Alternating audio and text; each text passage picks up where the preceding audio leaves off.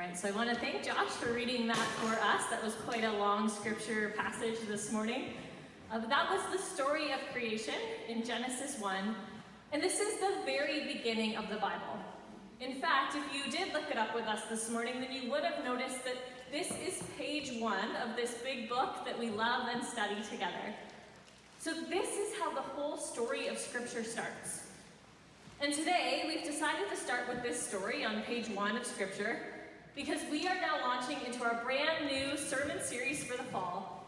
And this series is going to take us right up until Christmas. And it's going to give us a very quick and broad overview of the Old Testament, the whole first half of the Bible. Now, as you can see from the graphic behind me, we've decided to call this series The Great Story. And if you've been with us here for a while or been following online, you might get the feeling by now that we kind of like stories. Last summer we did a sermon series called Weird Stories. This summer we did Telling Stories. Now we're doing The Great Story. And you might be wondering, why all the stories? And that's a good question. The Bible is full of them.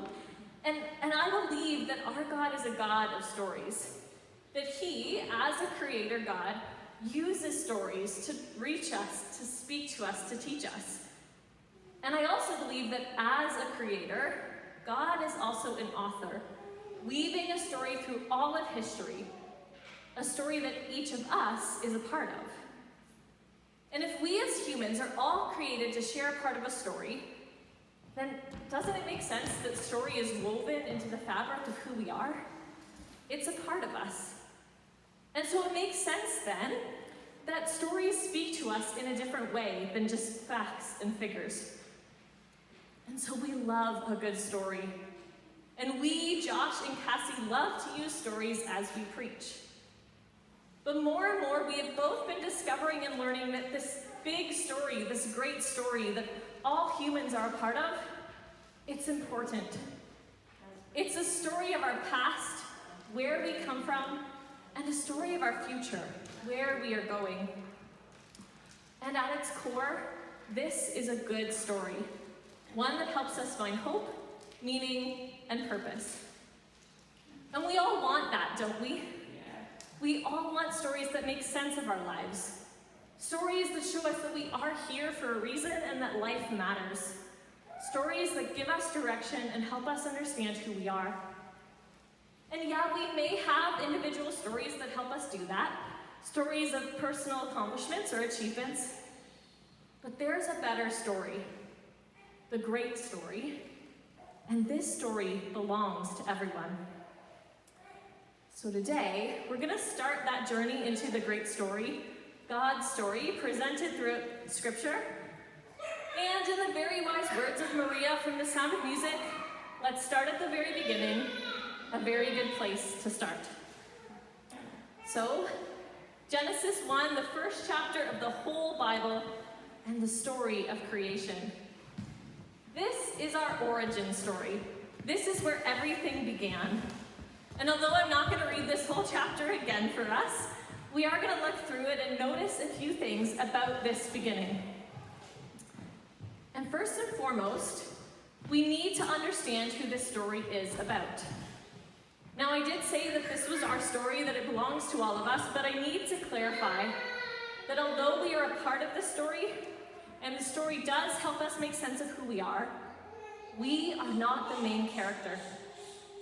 This story includes us, but it's not about us. If we look at the first line of Genesis 1, we notice that it starts by saying, in the beginning, God. God is the main character of the story. It's about Him and His creation. And so at the very beginning of this story, at the very beginning of Scripture, we are introduced to God, and we see Him at work, creating. And as God works, He does something very specific. He takes that which is without form and empty, that which is chaotic, and He brings order. He gives form and fills the void. And as God creates the entire universe, we see Him do this over and over again. Scripture tells us that God takes nothing and creates the heavens and the earth. And as a side note, this doesn't literally mean heaven and earth in the way that we might understand it. For the ancient Hebrews, heavens meant the same as cosmos, or the sky or space. And earth didn't mean the planet we live on, but rather the literal earth, the ground. So God creates two distinct realms, the sky and the land. But before all of that, the world is dark and empty. But God is there, His Spirit is present, and He starts to bring order. Now on day one, He brings order in the form of time and creates day and night, light and darkness. On day two, He brings order by creating the realms of the sky and the seas, separating the expanse of water to create two distinct spaces. And on day three, He brings order by creating the realm of the land, drawing it out of the chaotic waters and causing it to grow vegetation, plants with seeds and fruits. And each day He does this, He brings order just by speaking. And at the end of each day, He speaks again, stating that His creation is good. And so by the end of day three, God has brought order to what was once dark and chaotic. The days are governed by time, and the expanse is separated into three distinct spaces: water, land, and sky. But now God has to fill this creation and fill the void. And so on day four, God starts to create inhabitants for each space. First, He adds lights, the sun, moon, and stars to inhabit the sky. Then on day five, God creates inhabitants for the water and the air, birds and fish. And on day six, He creates living creatures to inhabit the land, including humans. On days 4 to 6, God continues the pattern set on days 1 to 3, continuing to speak into being and to say that this creation is good. But on day 6, after creating humans, God says that this creation, these humans, that they are very good. Humanity is the climax of God's creation. And if we look at Genesis 1, verse 27, we can see why this creation is so special. So let me read for you verses 27 to 31 again.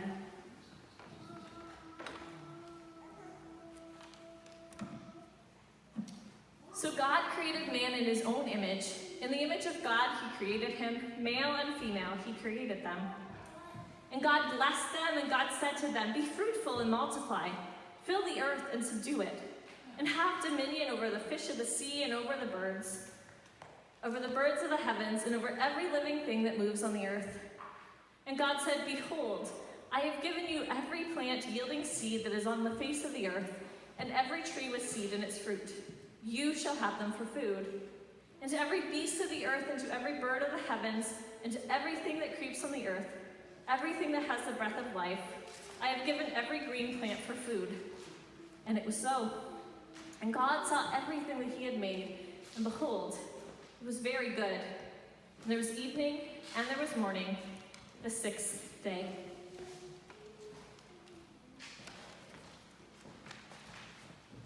Verse 27 tells us that both male and female were created in God's image.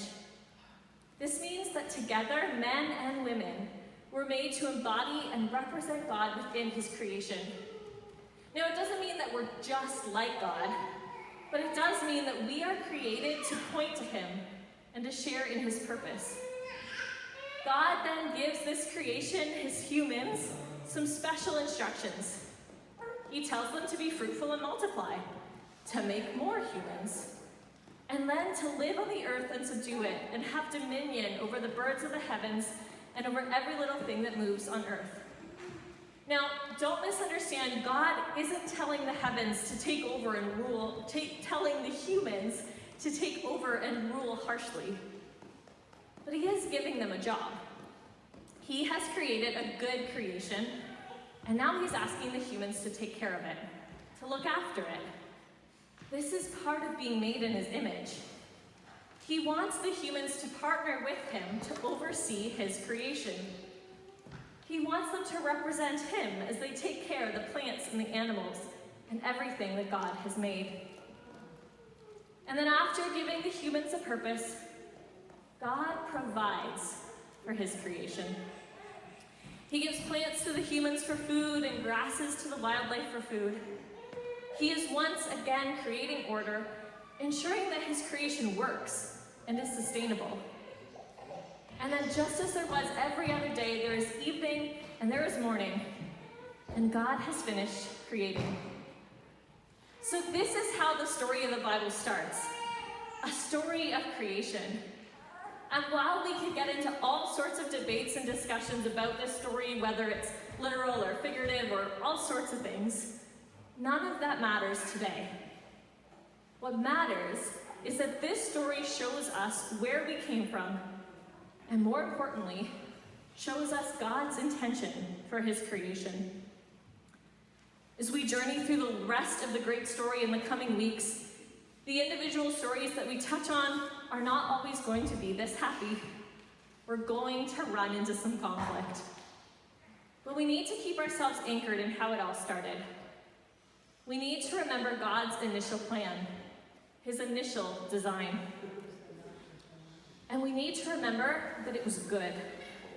Creation was good. And it mattered to God. Mattered so much that he would create someone to take care of it, to look after it. And we also need to remember that we are good. In fact, we are very good. When we look around at creation, both nature and humans, we remember that we are made of good stuff. No matter what happens to break us, mess us up, or tarnish us, we all start as a good creation. This summer I read a biography about Mr. Rogers, and it was a quote that really stood out to me, and it said, "The bedrock of our being is very good stuff." And this is true. God created us and he said we were very good. God made us of good stuff. This story, this great story that we're going to be telling for the next few months, it's God's story. It's all about him. But we need to remember that he gave us a part to play. We were created in his image with responsibility to represent him and work in his creation with him. This was his design. This was his plan. In the beginning, we have a perfect creation, one that is characterized by order. Things make sense. We have a creation where everyone is looked after, where there is food for all, and where humans work together with God to fulfill his purposes for what he created. And all of it is good. Friends, this story that we are telling, God's story, it starts with a very happy beginning. Everything is right. Everything makes sense. And before we go any further into this story and mess it all up, we're going to pause here. We're going to stop where things are good. And we're going to remember that this is what God wanted. This is what he intended. Goodness, order, peace. And we're also going to remember that this good creation was created by a good God. A God who cares about the details and who values his creation. I keep saying that this story is about God, and this very beginning, it introduces him well. We get a good look into his character. We get a sense of who this God is. He is a God of order, but he's also a creative God who would create so many different things. He's a God who thinks highly of his creation, that he would call it good. He is caring, making sure that we have what we need. And he loves his humans.